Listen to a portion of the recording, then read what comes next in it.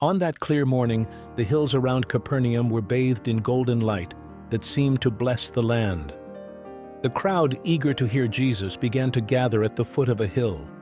Men, women, and children, all drawn by the fame of the rabbi who spoke with divine authority, came from near and far. There was a sense of anticipation in the air, as if everyone knew they were about to witness something extraordinary. Jesus, seeing the mass of people, climbed the hill, and finding a place where everyone could see and hear him, sat down. His disciples approached, forming an intimate circle around him, ready to absorb every word from their master. When Jesus began to speak, his voice, soft yet powerful, cut through the murmuring crowd.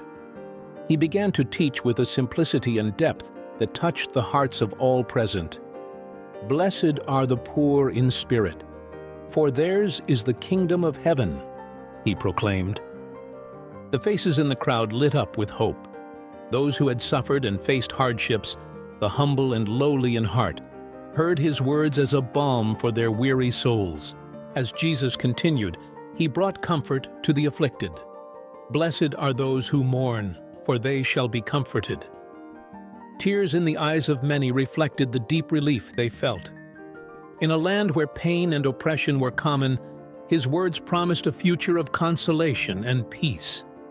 Jesus' presence was like an anchor for those who felt adrift in a sea of sorrow.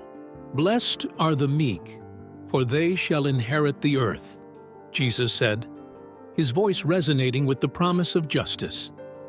Those who had always been passive and peaceful, often trampled by the powerful, now found a promise of vindication and reward. Jesus was rewriting their understanding of strength and power, showing that true strength lies in meekness and humility. Jesus continued, touching on the deepest needs of the human heart. "Blessed are those who hunger and thirst for righteousness, for they shall be satisfied." The hunger for justice, a justice that transcended human laws, would finally be satisfied.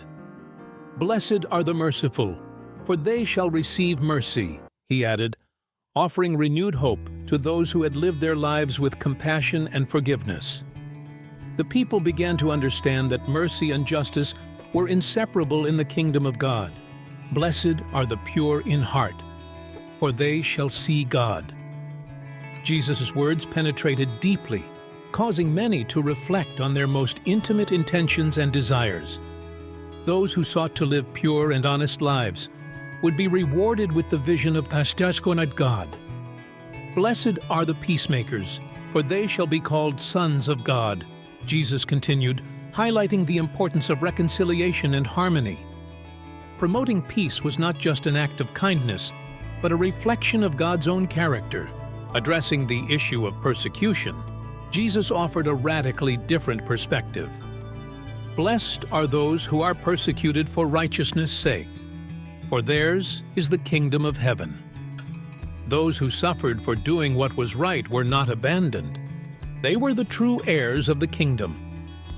"Blessed are you when others revile you and persecute you and utter all kinds of evil against you falsely on my account," Jesus affirmed, acknowledging the harsh realities his followers would face. But he encouraged them to rejoice and be glad, for your reward is great in heaven. As Jesus finished his sermon, the crowd remained silent for a moment, absorbing the impact of his words. The Beatitudes were not just comfort, they were a call to action, a redefinition of what it meant to be truly blessed. People began to understand that following Jesus required a deep transformation of heart and mind. They dispersed slowly, carrying with them a new vision of hope and purpose.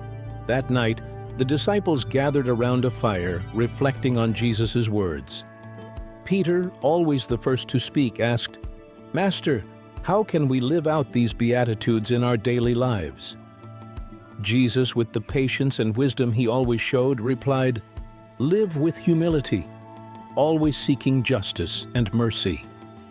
Keep your hearts pure and be peacemakers. Remember, even in difficulties you are blessed, and the true reward is in the kingdom of heaven." Jesus' words echoed in the night, as the disciples pondered the depth of his teaching. Jesus' Beatitudes resonated through the ages, offering a vision of life that transcends earthly circumstances. They remind us that true blessedness is not found in wealth or power, but in humility, justice, mercy, and purity of heart.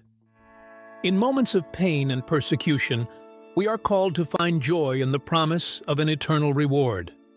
Jesus' words continue to inspire and guide, offering a light of hope and direction for all who seek to live according to the values of the Kingdom of God.